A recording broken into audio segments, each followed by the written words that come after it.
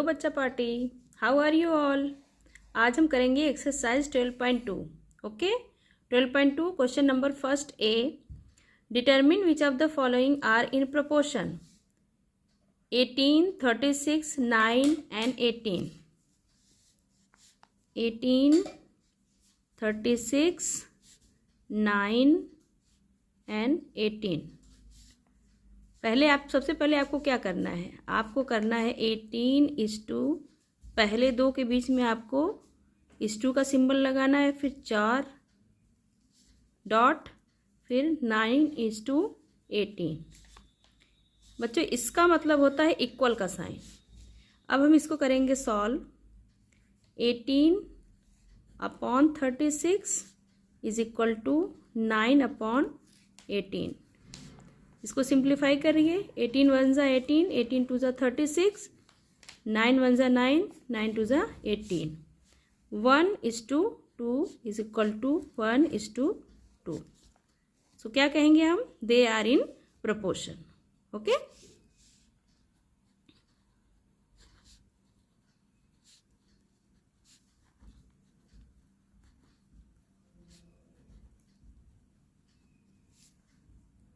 Question number first B.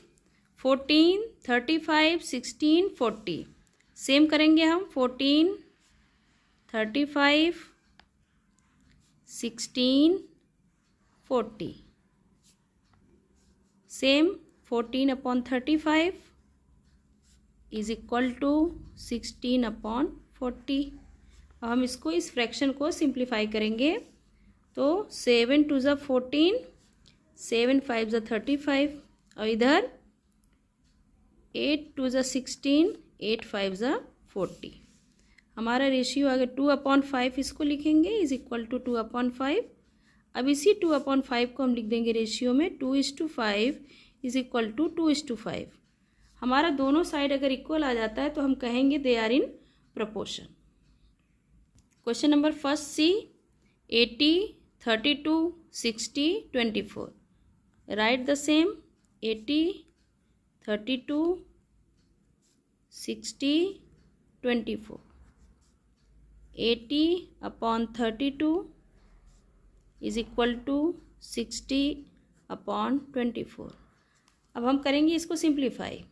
तो हम 8 से कर सकते हैं। 8 4 ज़ा 32, 8 10 ज़ा 80, 2 2 ज़ा 4, 2 5 ज़ा 10। सिंप्लीफाई करने का मतलब क्या है, आप कॉमन फैक्टर से, हाईएस्ट कॉमन फैक्टर से न्यूमरेटर डिनोमिनेटर दोनों को डिवाइड करोगे, और तब तक डिवाइड करोगे जब तक इनका कॉमन फैक्टर सिर्फ 1 ना हो। जब भी कोई और भी कॉमन फैक्टर रहेगा हम उसको डिवाइड कर देंगे। सेम करेंगे 6 के लिए।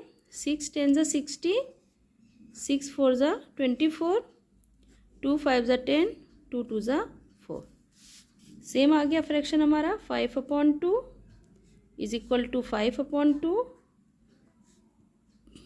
5:2 is equal to 5:2। Again they are in proportion. Okay, they are in proportion. Same है फर्स्ट डी। 72, 18, 64, 12। 72:18 colon 64:12। नाउ 72/18 इसको फ्रैक्शन में लिखेंगे, इसको 64/12 को फ्रैक्शन में लिखेंगे। सिंप्लीफाई करेंगे तो यहाँ हमें मिल रहा है 4:1, और इधर मिल रहा है 16:3। हम क्या कहेंगे इसको, they are not in proportion. Now move to the question number 2। Find x in each of the following. a x:5 is equal to 10:50। x:5 is equal to 10:50. We will write it first in fraction. x/5 is equal to 10/50. Okay, 0 to 0 will be cancelled out. x/5 is equal to 1/5. Now cross multiply. 5 into x is equal to 1 into 5. X is equal to 1 into 5/5. x is equal to 1. This will be your answer.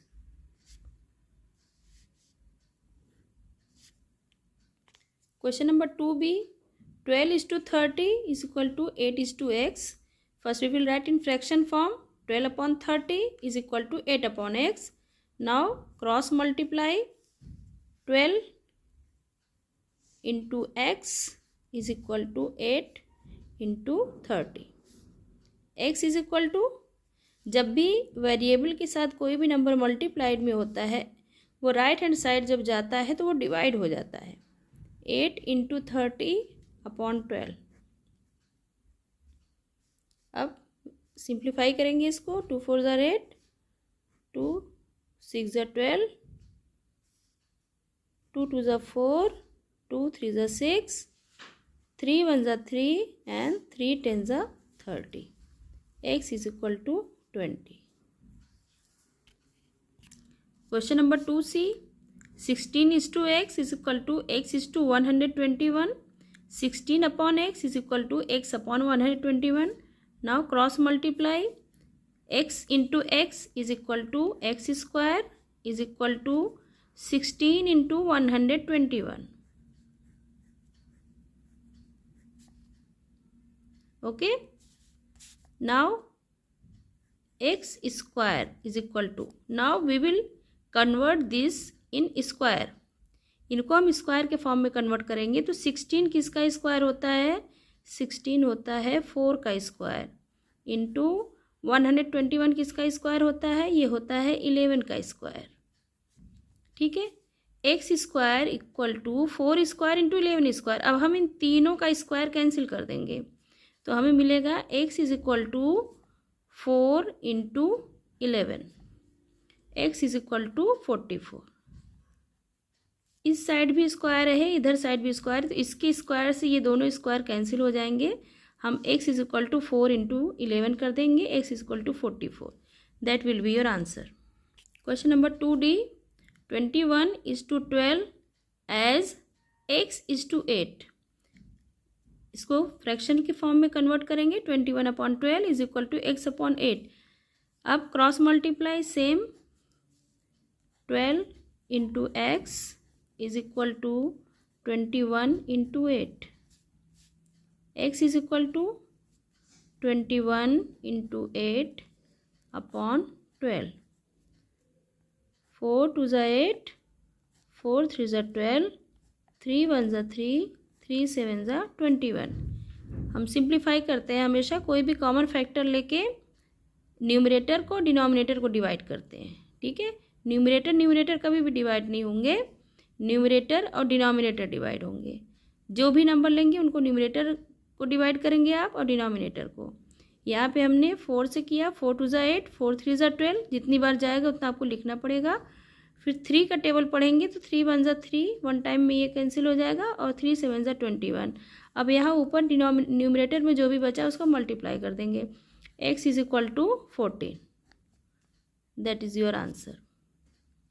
Question number 3, find the mean proportion between 12 and 3. Okay. Proportion कैसे लिखते हैं? a is to b as c is to d. Means ये a और d क्या है? ये हैं extremes. और b एंड c क्या है? ये है मीन्स. तो हमें यही मीन प्रोपोर्शन निकालना है इसका. मीन प्रोपोर्शन के केस में अंदर के जो मीन दोनों होते हैं वो सेम होते हैं. यहाँ पे b है तो यहाँ पे भी b हो जाएगा. यहाँ पे x है तो यहाँ पे भी x हो जाएगा. ये होते हैं मीन प्रोपोर्शन. ठीक है. क्वेश्चन में है 12 and 3. अब 12 and 3 को हम लिखेंगे रेशियो के फॉर्म में. 12 is to x as x is to 3. Okay. अब इसको फ्रैक्शन के फॉर्म में लिखिए. 12 upon x is equal to x upon 3. Mean proportion पूछेगा तो आपको बीच में सेम वेरिएबल लेना है. आप इसकी जगह b और b भी ले सकते हो. ठीक है. इसकी जगह a और a भी लिख सकते हो. वेरिएबल कुछ भी आप लिख सकते हो. लेकिन जहाँ पे ये रेशियो ख़त्म हो रहा है वहाँ से ये रेशियो स्टार्ट होना चाहिए. यही मीन प्रोपोर्शन भी होता है, यही कंटिन्यूड प्रोपोर्शन भी होता है. नेक्स्ट क्वेश्चन में हम कंटिन्यूड प्रोपोर्शन देखेंगे. अभी फ़िलहाल 12/x हो गया, x/3 हो गया। अब यहाँ पे आप सेम वैसे ही काम करोगे, x इंटू एक्स स्क्वायर हो गया और 12 इंटू 3 36 हो गया। अब ये एक्स स्क्वायर हो गया, 36 किसका स्क्वायर होता है? जब भी आपको इधर वेरिएबल में लेफ्ट हैंड साइड स्क्वायर मिले, आप राइट हैंड साइड को भी स्क्वायर में कन्वर्ट करेंगे। इससे स्क्वायर स्क्वायर कैंसिल हो जाएगा, आपको नंबर मिल जाएगा। 36 किसका स्क्वायर होता है? 36 होता है 6 का स्क्वायर। अब ये square square will be cancel out, यहाँ हो जाएगा x is equal to 6। Okay, question number 3b, 50 and 8। इसमें भी आपको मीन प्रोपोर्शन निकालना है। सेम वही काम किया मैंने, 50:x एक वेरिएबल ले लिया जो यहाँ भी रहेगा, यहाँ दोनों मीन की जगह वो वेरिएबल रहेगा सेम। तो 50:x एज x:8, तो 50/x कर दिया मैंने, इसकी जगह पे इक्वल का साइन, x/8 कर दिया। अगेन हम करेंगे क्रॉस मल्टीप्लाई, जब भी बीच में इक्वल का साइन हो वहाँ पे हम क्रॉस मल्टीप्लाई करते हैं। तो x को x से मल्टीप्लाई किया तो x² और 50 को 8 से मल्टीप्लाई किया तो 400। ठीक है, अब ये 400 किसका स्क्वायर होता है? ये होता है 20 का स्क्वायर। यह हो गया x²। अब स्क्वायर स्क्वायर कैंसिल हो जाएगा, क्या बचेगा हमारे पास? x is equal to 20। Okay, now move to question number 3c, 27 and 48। 27 is to x as x is to 48। फिर वही सेम काम करेंगे, 27/x is equal to x/48, cross multiply, x is equal to 27 into 48, x square is equal to 1296। अब देखिए, इससे पहले हमें छोटे छोटे नंबर्स मिलते थे, हम उसका स्क्वायर कर लेते थे। अब यहाँ पे आपको बताते हैं कि स्क्वायर रूट कैसे निकलता है। x², x की वैल्यू कैसे निकलेगी? x की वैल्यू जब आप निकालेंगे, ये दूसरा मेथड है x की वैल्यू फाइंड आउट करने का। जब यहाँ से स्क्वायर हटता है तो बच्चों यहाँ पे ये अंडर रूट लग जाता है। अब यहाँ पे x का स्क्वायर रूट आपको निकालने बताते हैं कैसे निकलता है। अब यहाँ पे आप करेंगे 1296 का प्राइम फैक्टराइजेशन। 2 लेंगे पहले, 2 6 12, 2 4 8, 2 8 16, फिर 2 2 3 6, 2 2 4, 2 4 8, फिर 2 से, जब तक हमें लास्ट में 2 4 6 इवन नंबर मिलते रहेंगे हम 2 से डिवाइड करते रहेंगे। 2 1 2, 2 6 12, 2 2 4, 2 8 16, 2 1 2। अब देखिए, इसकी यूनिट डिजिट पे हमें इवन नंबर नहीं मिल रहा है, अब हम 3 से ट्राई करेंगे। 3 का डिविजिबिलिटी रूल क्या कहता है? दोनों नंबर का सम अगर हमारा 3 से डिविजिबल है तो 3 से डिवाइड हो जाएगा। तो 8 + 1 9 हो गया, 9 3 के टेबल में आता है, तो हम 3 से इसको डिवाइड करेंगे। 3 2 6, 3 7 21, 3 9 27, 3 3 9 एंड 3 1 3। ये हो गया प्राइम फैक्टराइजेशन। अब यही फैक्टर हम अंडर रूट में लिखेंगे, तो x इज इक्वल टू, अब जितना इसका फैक्टर आया है उसको आप लिख लीजिए यहाँ पे, 1 2 3 4 5 6 7 8, 4 टाइम्स 2 है और 4 टाइम्स 3 है। 2 into 2 into 2 into 2 into 3 into 3 into 3 into 3। अब इसमें हम स्क्वायर रूट कैसे निकालते हैं? हम जो भी अंदर हमारे फैक्टर्स हैं उनका हम पेयर बनाते हैं। एक पेयर ये बना, एक ये बना, एक ये बना और एक ये बना। अब पेयर में से जब बाहर निकलेगा तो एक निकलेगा सिर्फ। इस पेयर से एक 2 निकला, इस पेयर से एक 2 निकला, इस पेयर से एक 3 और इस पेयर से एक 3। तो x की वैल्यू क्या हो जाएगी? x is equal to 2 2 4, 4 3 12, 12 3 36। ये हो गया आपका answer. Okay, question 3d, 50 and 98। 50 is to x as x is to 98। फिर इसको लिखेंगे फ्रैक्शन में, 50/x is equal to x/98। मैंने क्रॉस मल्टीप्लाई कर दिया है, x² आया 50 इंटू 98, जिसको मल्टीप्लाई करने पे आएगा 4900। अब बेटा इसको आप लोग इस तरह से भी कर सकते हो, ठीक है, और इसका सिंपल वे बता देते हैं। आप इसको लिख सकते हो 49 इंटू 100। अब 49 किसका स्क्वायर होता है? 49 होता है 7 का स्क्वायर, और 100 किसका स्क्वायर होता है, ये होता है 10 का स्क्वायर। ये हो गया आपका एक्स स्क्वायर। अब जैसा मैंने किया था इससे पहले, एक्स स्क्वायर इधर है, इधर स्क्वायर, इधर स्क्वायर, सारे स्क्वायर से सबके स्क्वायर कैंसिल हो जाएंगे। तो एक्स इज इक्वल टू क्या हो जाएगा, इसका स्क्वायर कैंसिल होगा तो 7 बचा, इसका स्क्वायर कैंसिल होगा तो 10 बचा। एक्स इज इक्वल टू क्या हो जाएगा, 70। ओके, सो इस वीडियो में यहीं तक है। क्वेश्चन नंबर 1 to 3 आप लोग इसको प्रैक्टिस करिए। नेक्स्ट वीडियो में हम इसके आगे सॉल्व करते हैं। Okay, till then take care, bye bye.